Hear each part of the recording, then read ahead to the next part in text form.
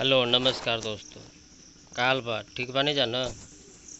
आज हम लेके आयल बने एगो भोजपुरी के वर्ल्ड टेलीविज़न प्रीमियर होए वाला फिल्म के न्यूज़, जो कि फिल्म के नाम बा मिली त मिली ना त जय सिया राम।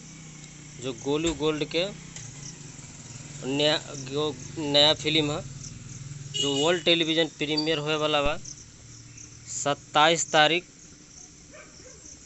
शाम के 7 बजे B4U भोजपुरी चैनल पर। भोजपुरी में ऐसा फर्स्ट फिल्म बा जे एडवेंचर पे आधारित बा।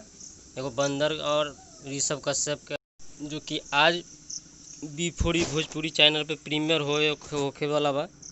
जो भोजपुरी में टीवी पर पहली बार वर्ल्ड टेलीविज़न प्रीमियर हो रहा है, और वो B4U भोजपुरी पे देखना ना भूले। इस मूवी के स्टार कास्ट में हैं गोलू गोल्ड, ऋषभ कश्यप और नेहा श्री, पूनम दुबे, अदर एक्टर्स। तो देखना ना भूले आज शाम 7 बजे world television premiere B4U Bhojpuri पे शाम 7।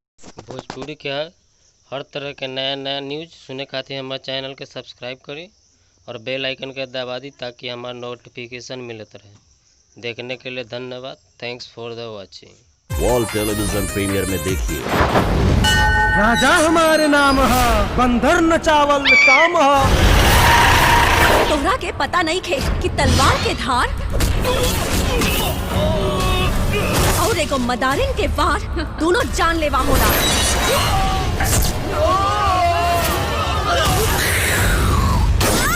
खेल खत्म हो गई। मिली ता मिली ना ता जय सिया राम, शनिवार 27 जून शाम 7 बजे और रविवार 28 जून दोपहर 1 बजे खाली B4U भोजपुरी पर।